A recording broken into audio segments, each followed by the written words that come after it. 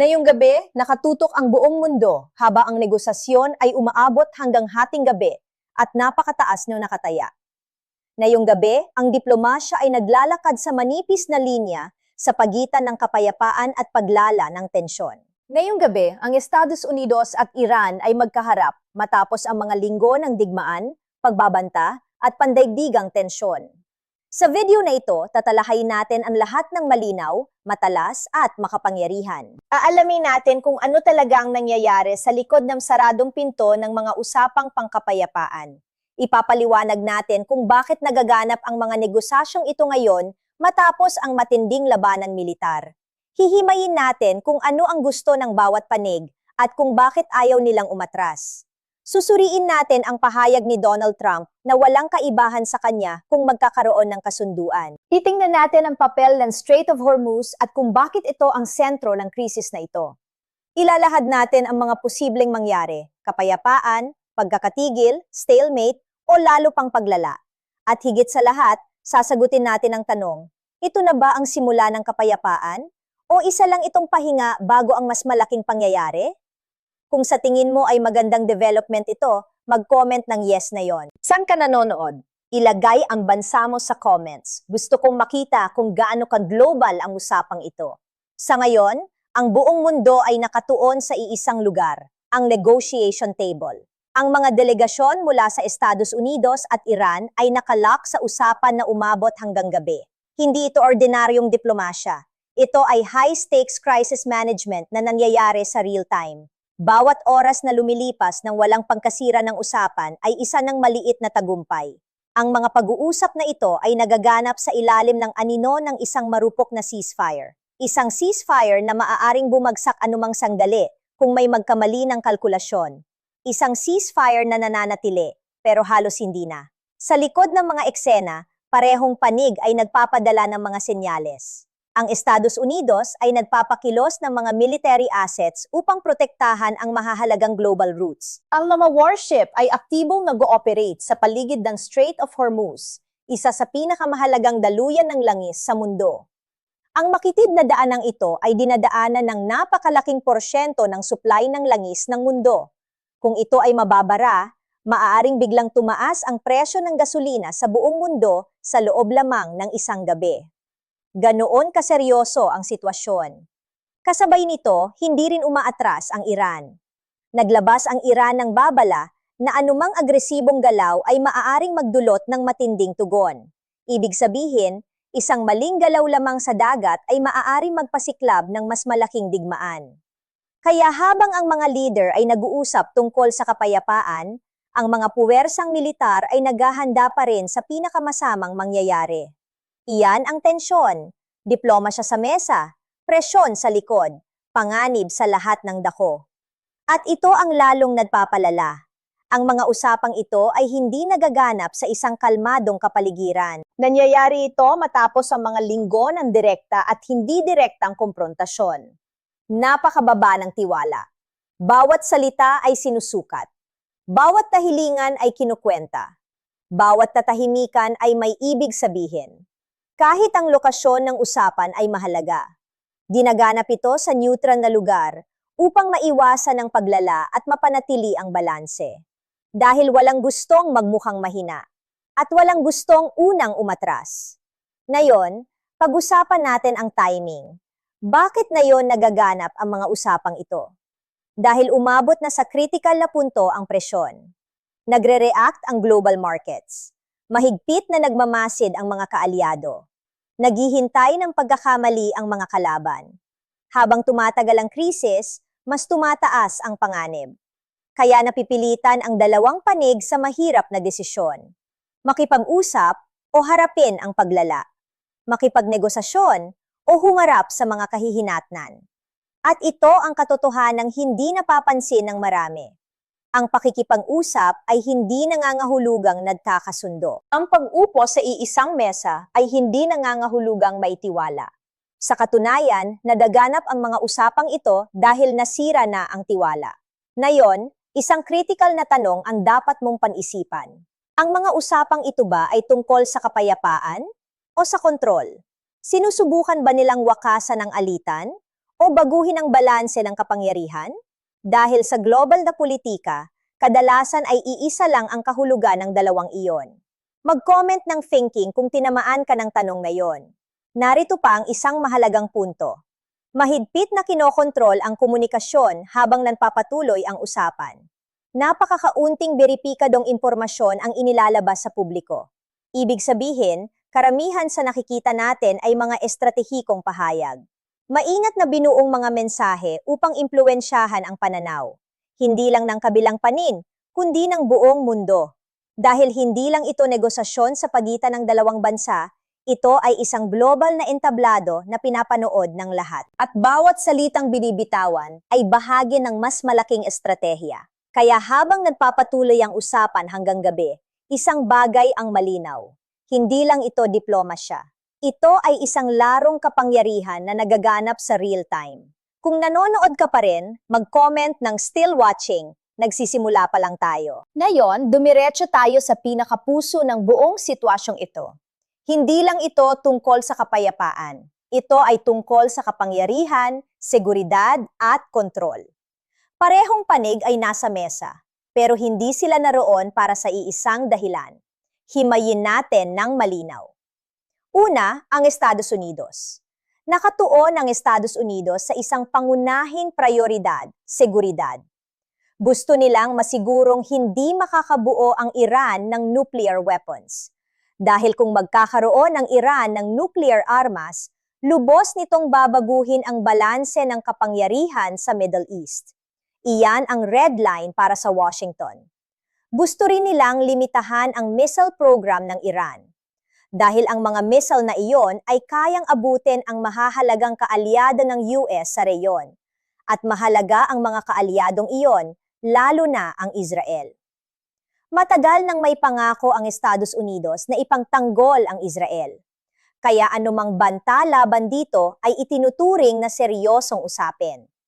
Pero hindi lang iyon. Gusto rin ng US ng katatagan sa global energy markets. At dito pumapasok muli ang Strait of Hormuz. Kung maaantala ang rutang ito, tataas ang presyo ng langis sa buong mundo. Apektado nito ang ekonomiya, mga pamahalaan, at ang pang-araw-araw na buhay ng mga tao. Kaya sa pananaw ng US, ito ay tungkol sa pagkontrol ng panganib. Ngayon, tingnan naman natin ang panig ng Iran. Hindi pumupunta ang Iran sa usapan bilang isang sumusuko. Pumupunta sila na may malinaw at matitinding kahilingan. Una, gusto ng Iran na alisin ang sanctions. Ang mga taon ng economic pressure ay malubhang nakaapekto sa kanilang ekonomiya. Ang pagtanggal ng sanctions ay magbubukas ng bilyon-bilyong dolyar sa kalakalan at resources. Ito ang isa sa kanilang pinakamataas na prioridad.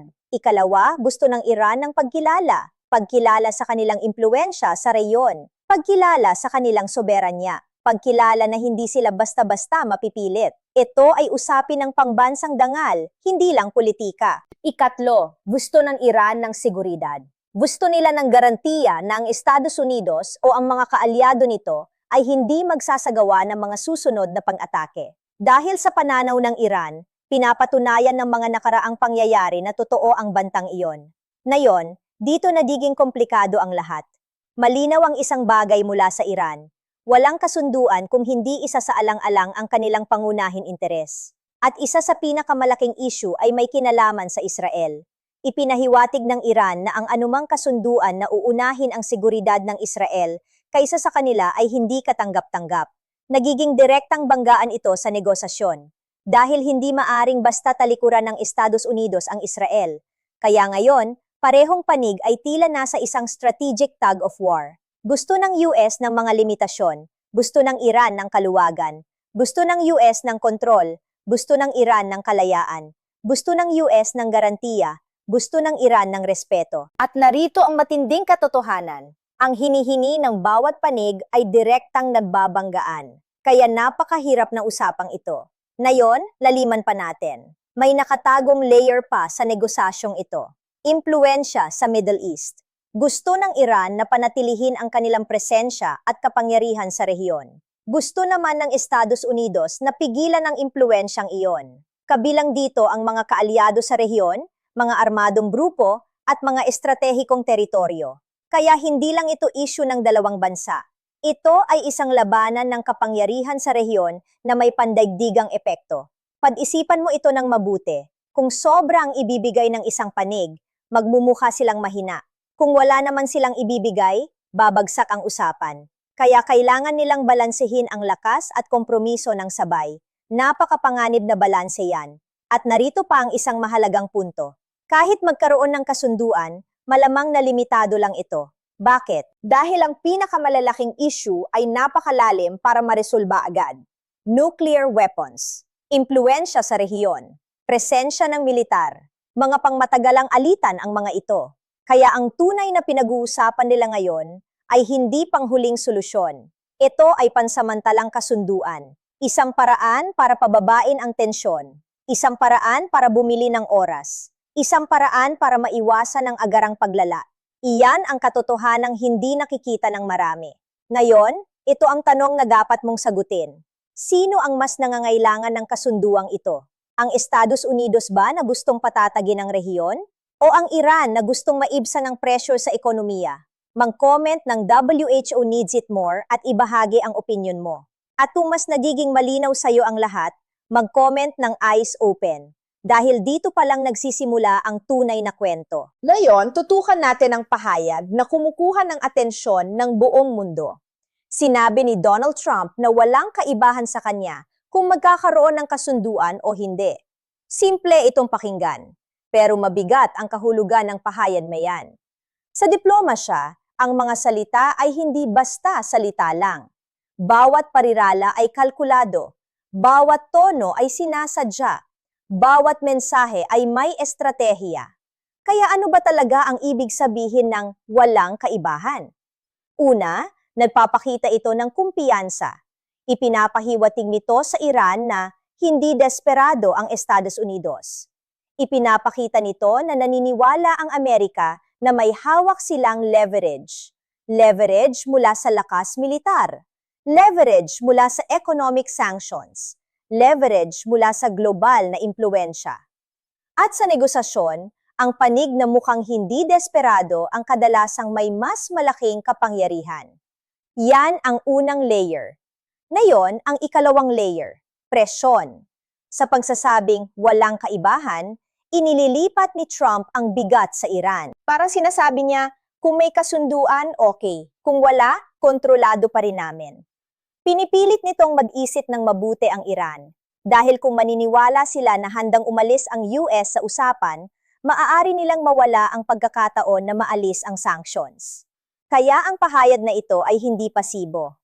Ito ay aktibong presyon na nakatago sa anyo ng pagiging walang pakialam. Ngayon, laliman pa natin.